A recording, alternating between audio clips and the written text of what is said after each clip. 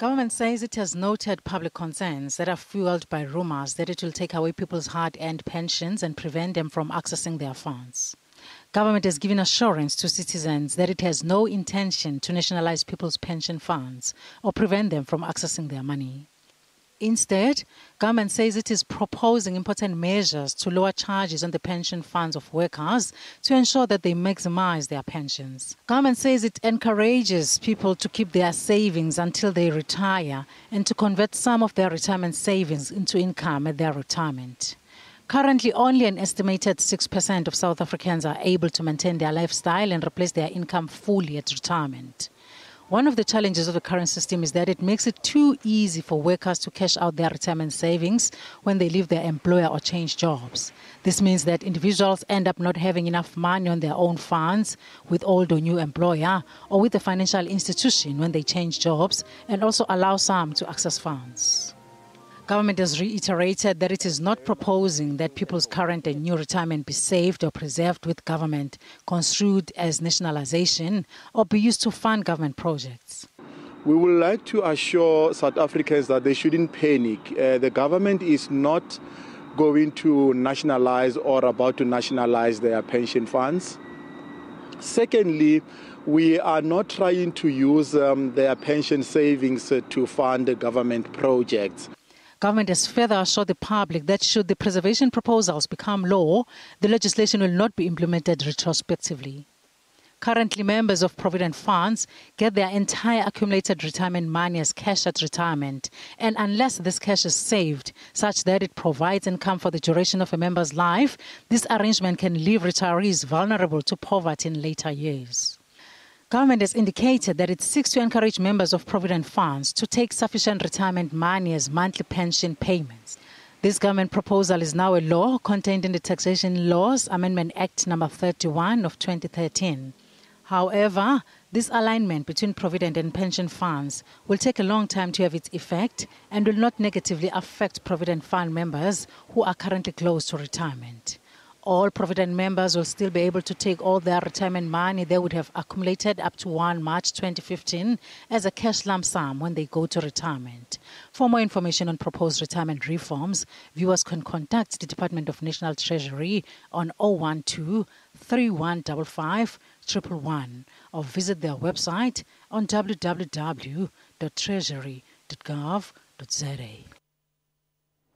To get a clearer understanding of the proposed retirement reforms, we're now joined by the Director of Economic Policy in the National Treasury, David McCarthy. Welcome to the show. Thank you very much. Now, just to start off, can you just briefly take us through these proposed reforms? Well, I think, Tabile, we need to differentiate between those reforms that are still just proposals and those reforms that are actually have become law already. So I'd like first to talk about the proposals that have become law. And those proposals are really about the taxation of contributions to retirement funds and the taxation of benefits from retirement funds. And those come into effect on the 1st of March 2015.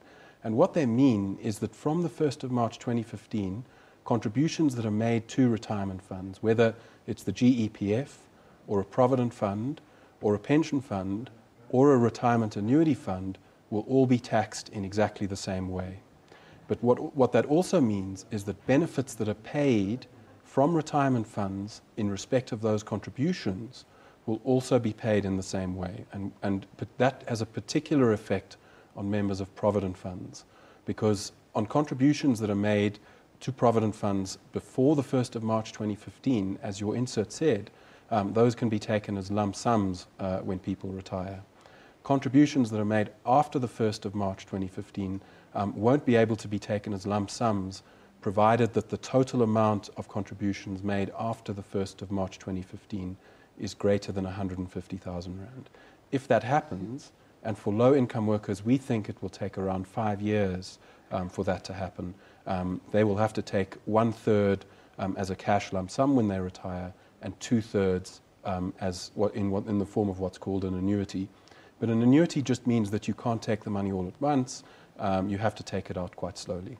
And I want to say again, the amount that people have in their funds on the 1st of March 2015, the old rules will apply on that money no matter whether people retire in 2015, 2017, 2027, 2047. So we're doing what's called protecting vested rights. The other types of reforms that are spoken about are still proposals, and they're at the proposal stage. And the most important one of those is about what's called preservation. And that's about whether people can take their pension money as a lump sum when they change jobs. And you know, the Minister of Finance in the 2014 budget issued some proposals about that. But the important thing to note is that they're just proposals. At Treasury, we're very concerned that if people take their money out of their retirement fund every single time they change jobs, and in the modern world, it's not unusual for people to have 10 jobs over the course of their lives. By the time they reach retirement, there's not going to be much money left in the retirement fund because they've taken it out along the way. And the important thing to remember is that the longer you leave the money in the system, the faster it grows. So we're very keen to try and find ways to encourage people to leave their money in the retirement system for longer, particularly when they change jobs. But we haven't made any firm proposals or passed any laws or issued any draft legislation on that point, and nothing will change on the 1st of March 2015. So if there are people who are thinking about resigning, if you're thinking about resigning from your job in order to access your pension money because you're worried that there's going to be a change on the 1st of March 2015, don't do it, because this change is still just a proposal. There is no law that's coming into effect on the 1st of March 2015 that will affect this. If you resign, you may not be able to get your job back, and it could be quite a risky thing. I actually want to come in there because the reality is that a lot of people are in a state of panic. They think that they're going to lose their retirement funds, and this is hard-earned money. Yes. What happens to a person who now does decide to resign? Will the system just work the same way until the actual law is passed? Is that what you're saying? Yeah, no, I mean, even if the law is implemented, when we do change this law, we're still going to follow the same approach we followed when we changed the tax treatment, and that's the law that does come into effect on the 1st of March 2015, and we're going to protect vested rights. So the money that's in the system, whenever that law changes, will always be subject to the old rules. The new rules on preservation about whether you can take the money or not when you change jobs will only apply to the contributions that are made after that date. And we found some fancy names for these dates. The one day is called T-Day. I was actually going to ask you, what is T-Day? So T-Day is the day when the tax laws change. And remember that retirement funds last for a very long time.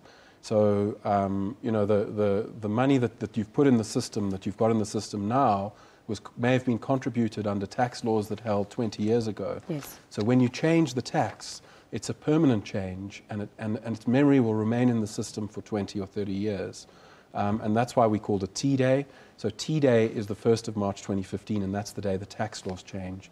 The day that preservation laws change is called P-Day, and we don't know when P-Day is going to be, but it's certainly not the 1st of March 2015. So there will be no change to preservation laws on the 1st of March 2015. Now, we actually decided to ask our viewers what their thoughts of the new legislation is, and this is what some of them had to say. I want to go through them with you.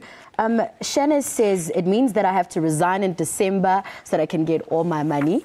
Shanas, don't resign in December because nothing will change. Okay. And then Humi says, if the intentions are to advance the lives of workers, let it not be delayed. We've got Lebu, who says, has this model that the government is proposing been benchmarked? Is it feasible to do? That's what I want to ask you. Is it feasible? Is exactly what feasible? The actual reforms that they're proposing, do you think that, realistically speaking, is it feasible, and will people actually accept it? Well, it depends how it's done. I mean, you know, in Kenya, what they did there was they passed a law one day that said that retirement money must be preserved 100%. And then the head of the Retirement Benefits Authority in Kenya, I'm told, got a phone call one morning, and he was asked, was he aware that legislation was going through Parliament that reversed the change? And nobody had even called him up. And so I think we're aware that 100% preservation isn't a suitable model for South Africa.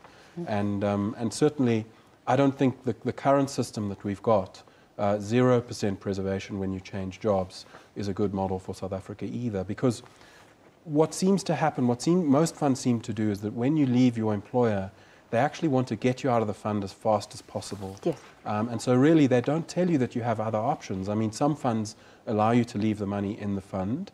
Some funds have a preservation fund that you can put the money in, or you can choose your own preservation fund and put the money in that.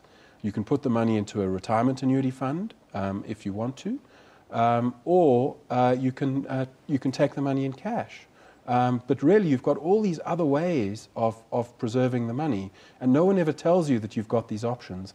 And taking the money in cash is actually not very good from a tax point of view, because you get quite heavy tax penalties when you take the money.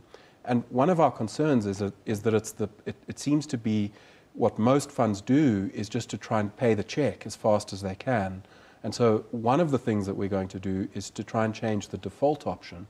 So what happens automatically when workers leave their jobs? And we definitely don't want the automatic thing to be that workers get a check.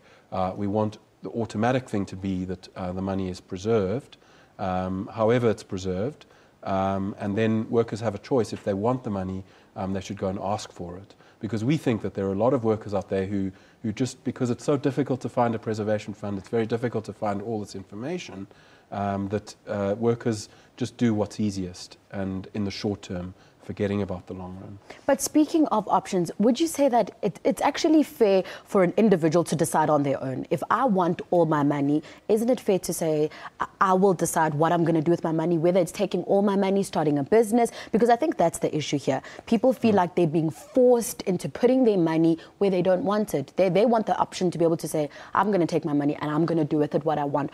Despite of, the concerns with savings and that, would you say that's the main concern here? Well, that is one perspective, and that it's certainly a perspective that's commonly held. But we need to remember that people do have difficulty in appreciating the long run versus the short run.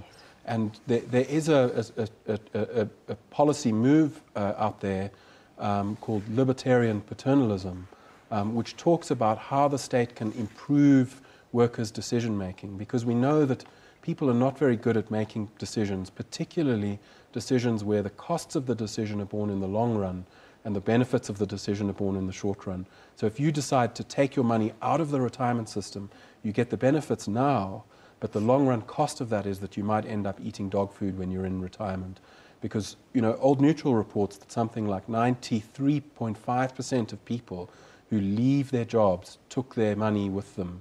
And what that means is, the implication is that only 8% of South Africans retire, according to Old Mutual, retire comfortably. And that's not a sensible situation. So in many countries in the world, they do have compulsory preservation. So, for instance, the UK, Australia, Singapore, Uganda, they have compulsory preservation because they recognize that when workers are faced with these types of very, very complex financial decisions, it's very difficult for workers to make the right decision. So it's a complex issue. You do raise an important point, but there are other perspectives. Now, just lastly, government has said that it wants to put these laws into place to make sure that people can live comfortably once they're retired, which makes a lot of sense.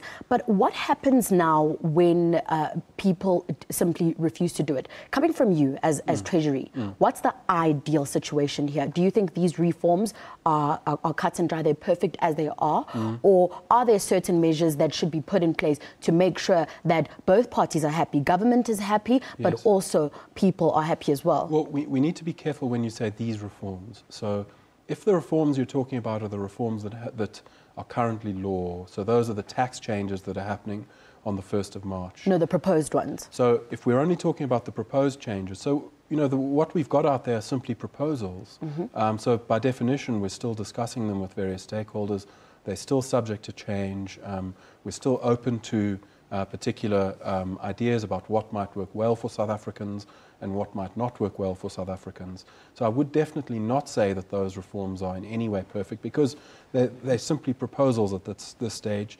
We have been talking to unions for a good 2 or 3 years about those and about our other reforms. I mean, only yesterday I was talking to one of the union federations about this. But I do think there is a certain way to go. And I have no doubt that we will get there and we will find a solution that is acceptable to the vast majority of South Africans and which does allow South Africans to retire easily and in comfort. Thank you so much for your time, David. Thank you very much, Tabile. That was Director of Economic Policy in the National Treasury, David McCarthy. We'll be back after the